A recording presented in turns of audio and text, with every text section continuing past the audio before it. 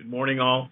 I'm calling to order to start the July 29th, 2020 Advisory Committee on Immunizations Practices meeting. Thank you all for making time out of your busy day, and thank you for working with us on this virtual meeting. I will turn it back over to Dr. Cohn. Good morning, everyone. Next slide. And welcome. I want to extend my own welcome to the July 2020 ACIP meeting. Just for everyone, a reminder that this has been an emergency meeting called only to discuss the issue of COVID-19 vaccines. Our word that we're using here is we're calling it a pop-up meeting. It is both virtual and does not coincide with our normal schedule. Next slide.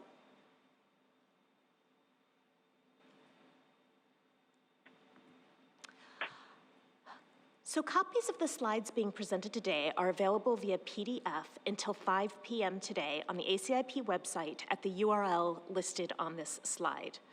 Additionally, the ACIP slides are available through a share link file for ACIP voting, liaison, and ex officio members. I do want to remind everybody that at 5 p.m. today, these slides will be taken off the ACIP website so that they can be made 508 compliant before they are added back to the website. So there will be a period of time where you will not be able to access these slides. So access them throughout the day if you'd like to see them before they are 508 compliant. Next slide. 508 compliance slides of the meeting will be posted on the ACIP website approximately 4 weeks after this meeting. The live webcast videos will also be posted, and meeting minutes are posted on the ACIP website generally within 120 days of the meeting. Next slide. There's a couple of meeting logistics I'd like to review with both our Zoom members and those of you who are watching through the live webcast. If you are on the Zoom call, please mute your line at all times until you're called on for discussion. When Dr. Romero opens the meeting for discussion, please virtually raise your hand. During the discussion period, the ACIP chair will take questions in the following order: 1, voting ACIP members; 2, ex officio members and liaison members, representatives, and then the audience for those of you who are able to call in. We will stay on schedule per the meeting agenda, even if we're running early. So the breaks will happen at the time they are scheduled. And please disable your video. A profile picture is fine, just no live video if you're on the Zoom call, to reduce problems with the Zoom call format. Next slide. Right now, we have the following ACIP scheduled dates. The next regular meeting will be convened at CDC or likely virtual again on October 20th and 29th. Additionally, we will be having 2 virtual meetings that have been added to our calendar. One is tentatively scheduled for August 26th, and the second is tentatively scheduled for September 22nd. These will be similar meetings, likely from 10 a.m. to 4 p.m. Eastern Standard Time. Registration for these meetings will open when the Federal Register notice is published, although you do not have to register for a virtual meeting. So for all of these meetings, the information about submitting for public comment will be available when the Federal Registry opens. Additionally, you can go to the website the day of these meetings to find the link to the live virtual meeting. Next slide. The Advisory Committee on Immunizations Practices is at its heart a public body. Engagement with the public and transparency in our processes is vital to the committee's work. As part of the ACIP's commitment to continuous improvement, we have strengthened our oral and written public comment process. For this meeting, we'll be holding 1 public comment period this afternoon.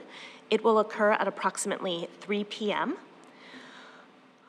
Because we have more people who wish to make oral comment than we have time, people interested in making an oral comment are requested to submit a request online in advance of the meeting, and that is available on the ACIP website.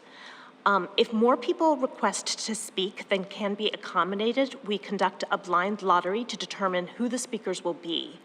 Speakers will be selected in the lottery for this meeting. Who have been selected have been notified in advance of the meeting. I want to remind everybody that members of the public can also submit written public comments via regulations.gov using the docket number ID CDC 2020-0081.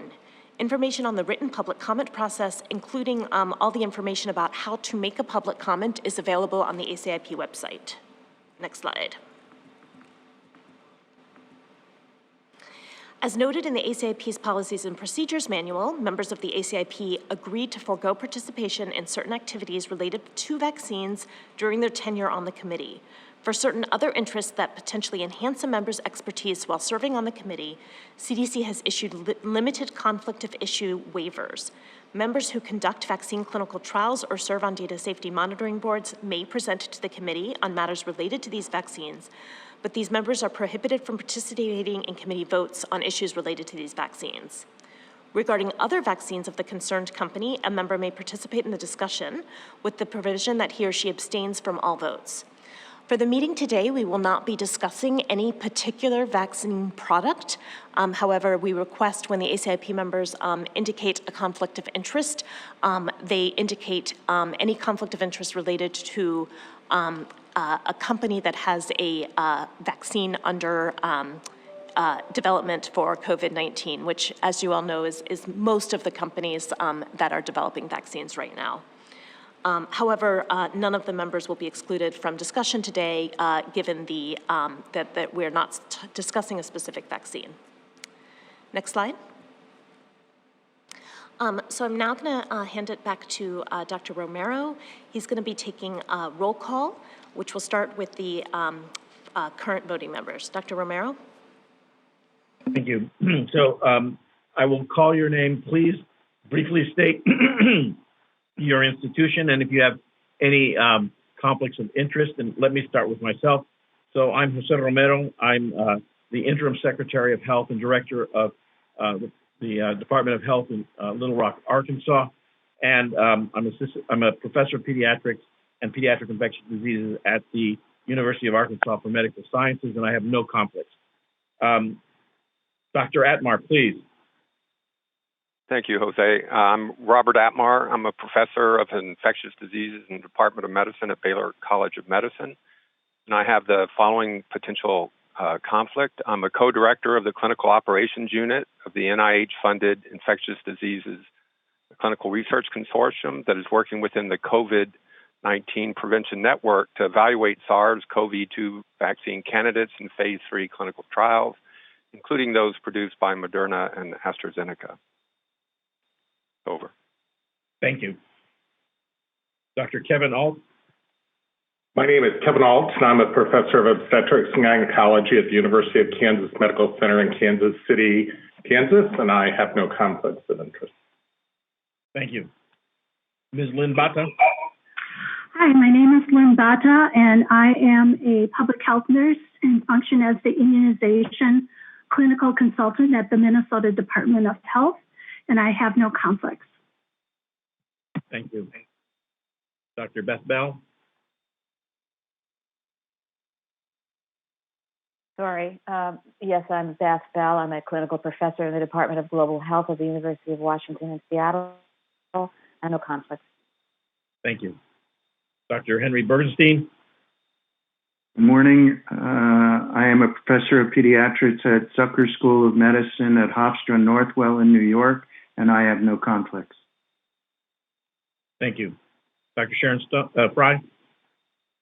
Good morning. I am a professor of internal medicine in the Infectious Diseases Division at St. Louis University. I also am the clinical director for the Center for Vaccine Development at St. Louis University, and I will be conducting multiple COVID vaccine trials through the National Institutes of Health through the CoVPN, and the two that I know about now are Moderna and Janssen products. Thank you. Dr. Paul Hunter.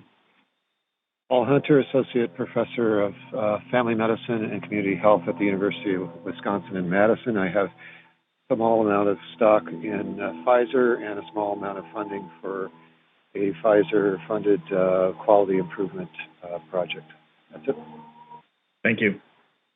Dr. Grace Lee. Thank you. Grace Lee, I'm Associate Chief Medical Officer at Lucile Packard Children's Hospital at Stanford, Professor of Pediatrics at Stanford University School of Medicine, and I have no conflicts of interest. Thank you. Ms. Veronica McNally. Good morning. My name is Veronica McNally. I'm the president of the Franny Strong Foundation located in Michigan. No conflicts. Thank you. Dr. Catherine Paling. Good morning. I'm Kathy Paling. I'm a professor of pediatrics and epidemiology and prevention at Wake Forest School of Medicine. I have no conflicts. Thank you. Dr. Pablo Sanchez.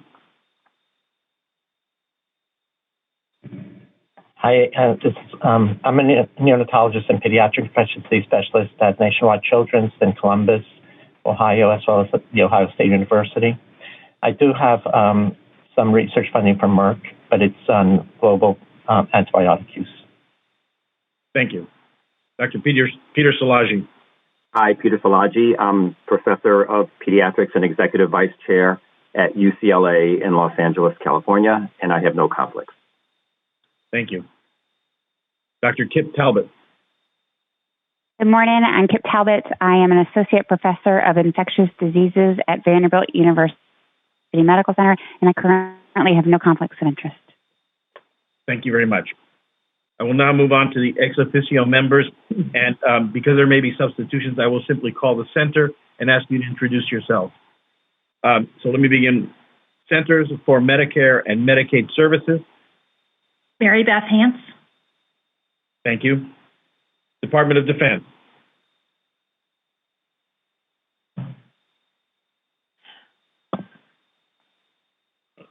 Eric Deasing. Thank you, sir. Department of Veterans Affairs.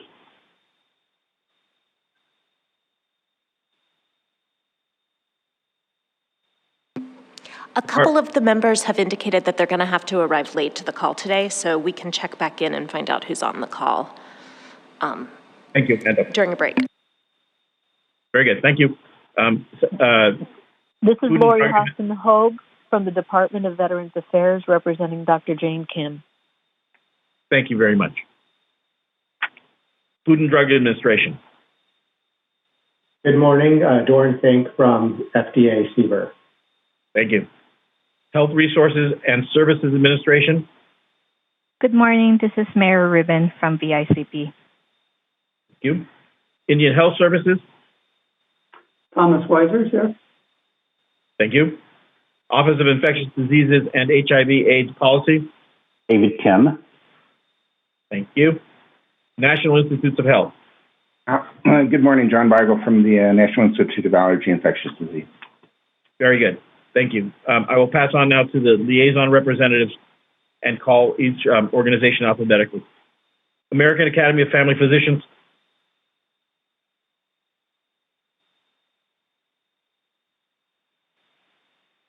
Pamela Rockwell, here, no conflict.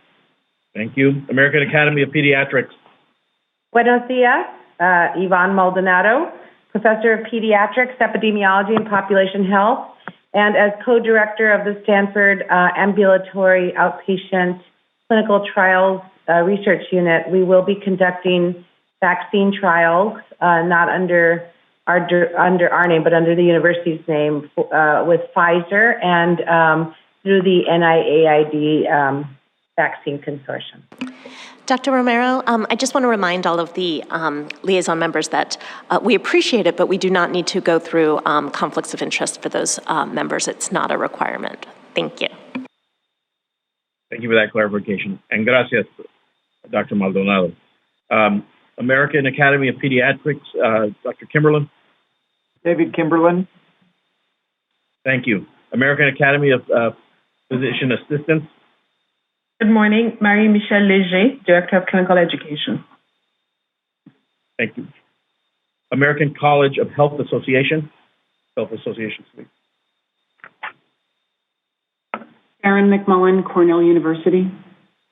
Thank you. American College Health Association. There's two. The alternate is he. Okay. American College of Nurse Midwives. Thank you.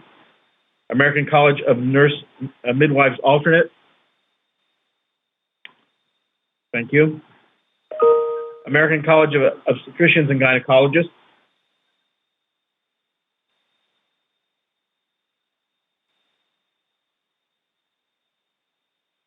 One more time. American College of Obstetricians and Gynecologists. Moving on. American College of Physicians.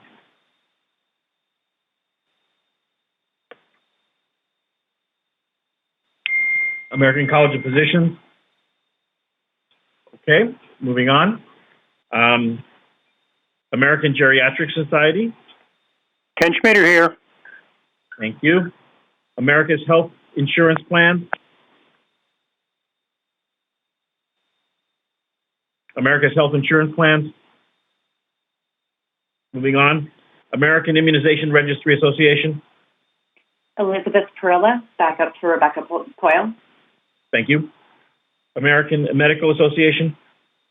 Sandra Adamson Freihofer, General Internal Medicine, Atlanta, and Adjunct Associate Professor of Medicine at Emory. Thank you. American Nurses Association. Chad Riddle here, Chatham University in Pittsburgh. Thank you. American Osteopathic Association. Stan Grog. Thank you. American Pharmacists Association. Good morning, this is Steve Foster. Thank you. Association of Immunization Managers.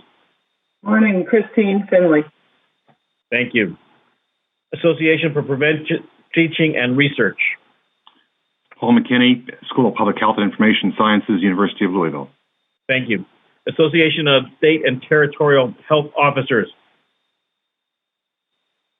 Hello, this is Kim Martin, and I'm the Director of Immunizations at ASTO, and I'm an alternate for Dr. Nirav Shah, who is the state health official from Maine. Thank you. Biotechnology Industry Organization. Hi, it's Phyllis Arthur, Vice President of Infectious Diseases and Diagnostics Policy. Thank you. Council of State and Territorial Epidemiologists. Yeah, Dr. Christine Hahn, present. Thank you. Council of State and Territorial Epidemiologists alternate. Okay. Canadian National Advisory Committee on Immunization.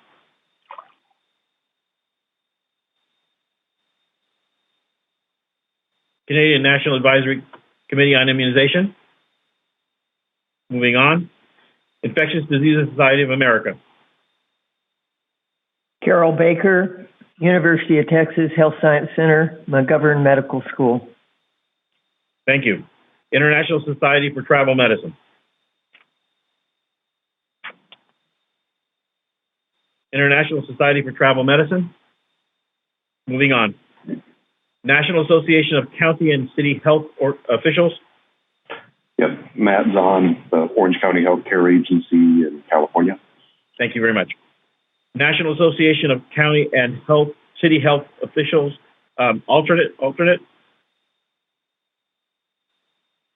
Moving on. National Association of Pediatric Nurse Practitioners.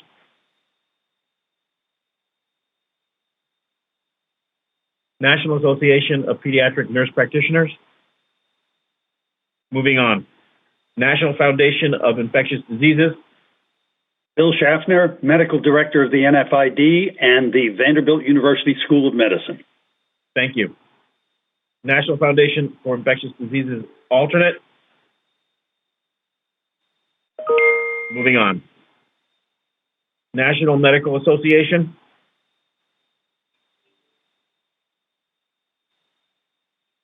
National Medical Association. Moving on. Pediatric Infectious Diseases Society. Sean O'Leary here. Thank you. Pediatric Infectious Diseases Society alternate. Moving on. Pharmaceutical Research and Manufacturers of America. Corey Robertson, present. Thank you.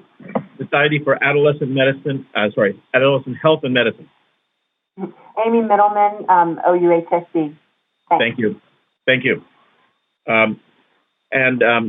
Society for Health Epidemiology of America. Morning, Marcy Drees, Christiana Care, and Sidney Kimmel Medical College at Thomas Jefferson University. Thank you very much. I will turn this back over to Dr. Cohn. Great. Thank you, everyone. One Zoom meeting reminder, please, if you are on your computer and on your phone, don't do that. Just be on the audio for one or the other. Otherwise, we get feedback when you speak. And thanks, Dr. Whitley-Williams. We see that you're on the phone. If you were unable to speak, you can send us a message via Zoom. And Dr. Romero, I think we can get started with the agency updates if you would like. Very good. So let's begin. We'll begin with the in alphabetical order. CDC, please. Good morning. This is Nancy Messonnier for CDC. Welcome, everybody. 3 quick updates from me. The first 2 are follow-ups from discussions we had at the last ACIP meeting around routine vaccination. While we're not out of the woods yet, we continue to see signs of improvement in pediatric vaccine ordering and uptake.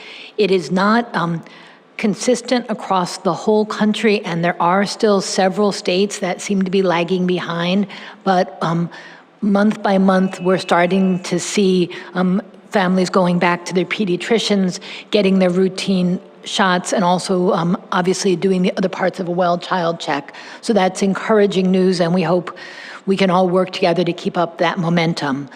Second, around influenza, we are busily preparing for flu season. While we certainly hope that social distancing will lead to a mild flu season, we all need to be prepared for a potentially severe flu season, and flu on top of COVID would certainly be devastating this fall. So we hope that you'll continue to work with us to strongly advocate for all of our patients to get their flu vaccines. And we have a number of expanded efforts that we're working on this year with a variety of partners, including many who are on the phone, and state health departments, to broaden our reach, but also specifically target activities towards those at higher risk for COVID or those with traditionally lower flu vaccination coverage, including long-term care facilities, long-term care facility staff, and communities of color. So you'll continue to hear a lot from us on that. And finally, while obviously COVID is front of everybody's mind, I also want to remind you that we are about to reach the point of when we'd expect to see acute flaccid myelitis or AFM cases. We've seen in every other year cycle, and so we were anticipating this to be a year when we would see a lot of cases. Again, we don't know the impact of social distancing might have, and hopefully we'll see less cases because of it. But with AFM, early recognition is certainly key, and we'll have a whole set of activities launched from CDC with our partners, including a vital signs in our MMWR, to try to really get the word out to the frontline clinicians as well as to parents about what symptoms to look for so that those cases can be rapidly identified and reported to their health department and to the clinical network so we can make sure that those kids get the best care possible. Thank you. Thank you very much. The Centers for Medicare and Medicaid, please. We don't have any updates. Thank you very much. Thank you. Department of Defense, please. Hi, good morning. This is Eric Gaisman at the Department of Defense. The DoD appreciates ACIP and CDC's continued inclusion of the department in this meeting and the ACIP working groups.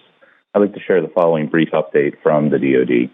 First, I mentioned in the February ACIP meeting that the DoD was introducing the use of FDA-approved Southern Hemisphere influenza vaccine, and this program began in May. This vaccine is now required for all active duty, reserve component, National Guard members, and recommended for all the other beneficiaries who are permanently or temporarily assigned to an area designated as a Southern Hemisphere influenza zone by the WHO.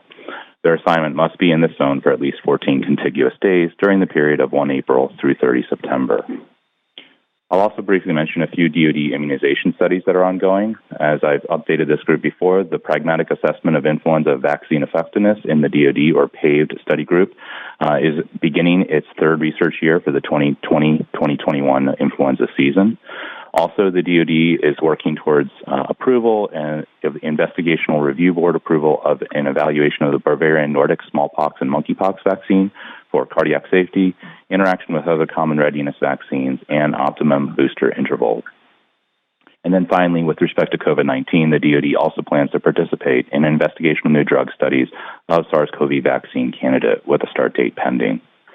Finally, an update on pediatric vaccines. As a result of the COVID-19 pandemic, there has been a noted decrease in children beneficiaries receiving scheduled immunizations on time. This is similar to what has been described in the broader civilian population, and as Dr. Messonnier also briefly mentioned earlier. In response, the DoD developed resources on providing immunizations during the COVID-19 pandemic, as well as options to provide immunizations outside of military treatment facilities. Thank you for your time. Over. Thank you very much. The Department of Veterans Affairs, please.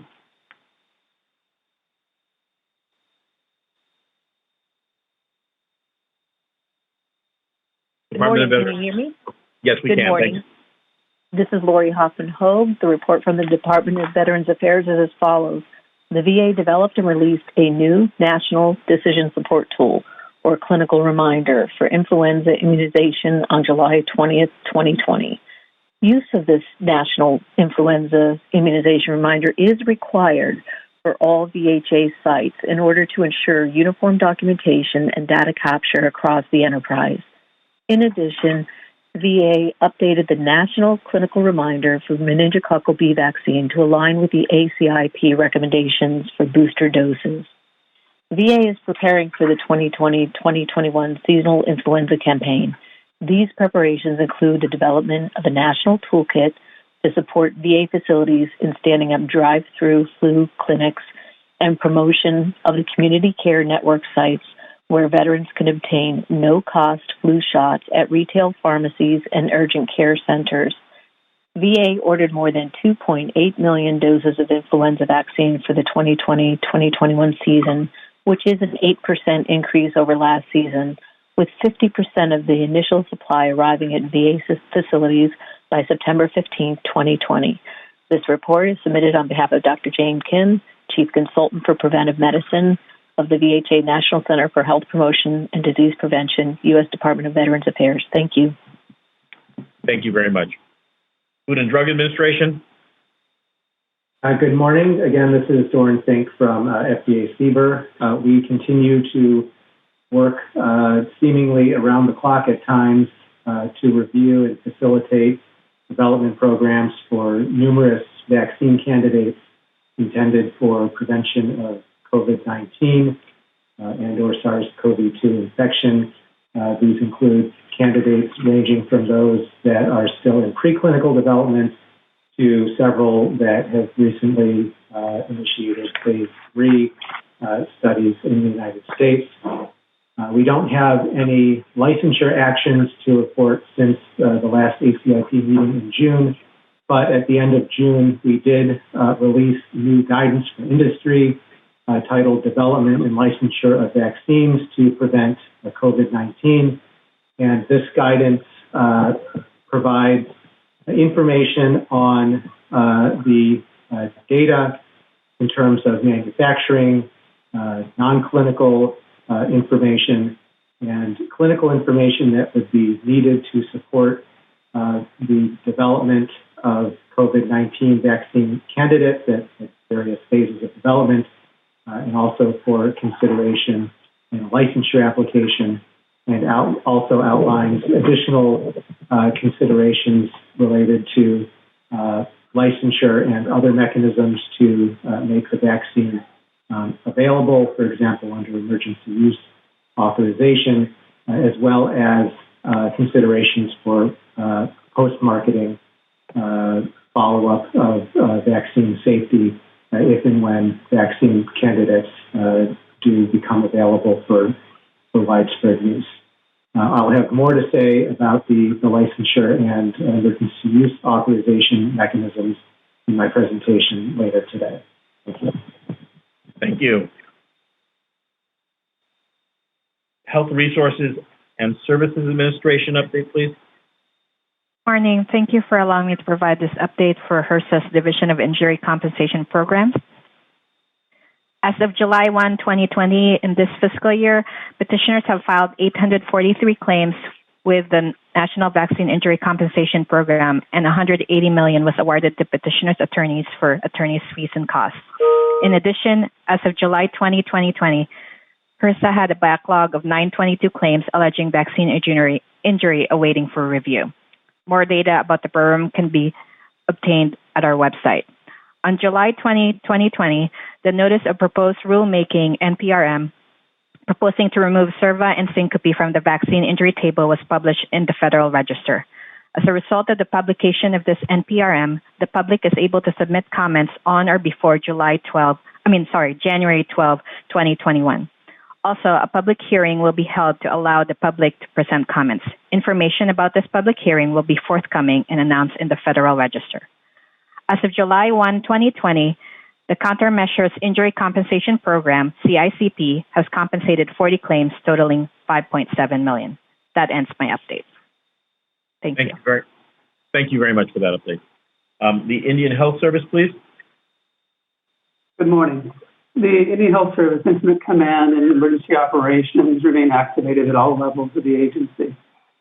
IHS and CDC are finalizing an agreement for IHS to participate in COVID-19 vaccine adverse event monitoring, and we appreciate CDC for reaching out to make this happen. Members of Operation Warp Speed have recently reached out to IHS to ensure appropriate inclusion of American Indian Alaska Native population in vaccine distribution planning, and those discussions are ongoing.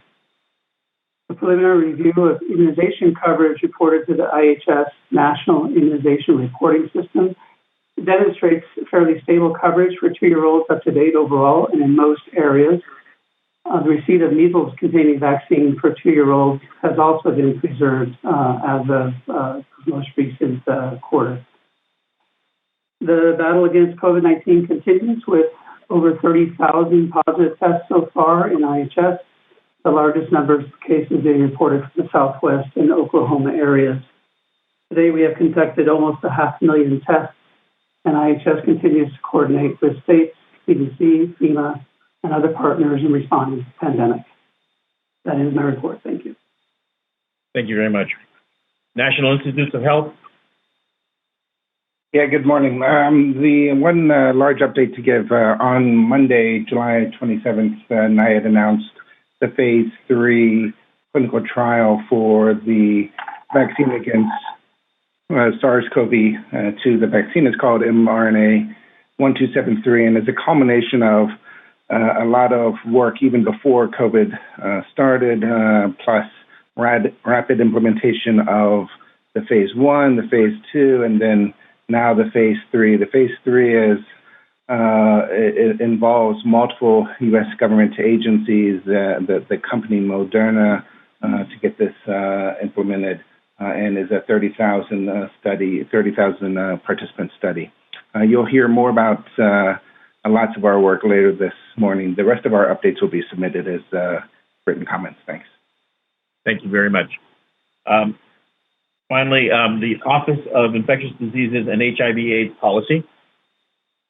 Good morning. I have a couple of updates for the committee. The National Vaccine Advisory Committee met on June 9th with an agenda that centered on the COVID-19 pandemic. The discussion included vaccine development, insurance coverage under the CARES Act, and efforts to promote routine childhood immunization during the pandemic. The work on continuing on vaccine confidence and immunization equity charges continue for the NVAC, and the subcommittees will submit their reports by February 2021. And the next NVAC meeting is scheduled for September 23 and 24, 2020. The National Vaccine Plan for 2020 through 2025, the work is in progress. So although some work was disrupted by the COVID-19 pandemic, the plan is to release the updated National Vaccine Plan in December 2020. And lastly, an update on the National Strategic Plan for Viral Hepatitis and Sexually Transmitted Infections.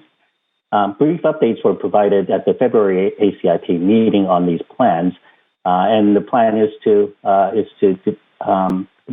develop strategies around hepatitis A, hepatitis B, and HPV vaccination, and integrate issues such as stigma, disparities, and social inequities. And these plans are scheduled for release in late fall 2020. Those are my updates for the ACIP. Thank you very much.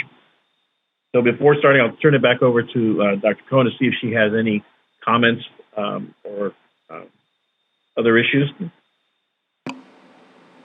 No, thanks, Dr. Romero. I think we are ready to get started with our agenda items. We're a few minutes early, but I think given the amount of discussion that we'll have, we will get right back on time quickly. Very good. So let me begin by saying that I was asked to inform the members of the voting members of the ACIP, the ex officio members, and the liaison representatives that on July 24th, I was asked to present to the National Academy of Medicine their Committee on Equitable Allocation of Vaccine for Novel Coronavirus, presented during their open public session a brief history of the ACIP, the mechanism by which we arrive at our recommendations, the structure of the ACIP, the topics that we have covered with regard to COVID vaccines, and previous and future meeting dates. We had a brief discussion afterwards. There was certainly a sense of collegiality and cooperation between the two groups, with Dr. Art Reingold suggesting that possibly we could exchange members and sit on each other's committees. That I don't know if that's going to go forward, but it appeared to be clearly a meeting of cooperative interaction. Thank you. Are there any questions? Okay.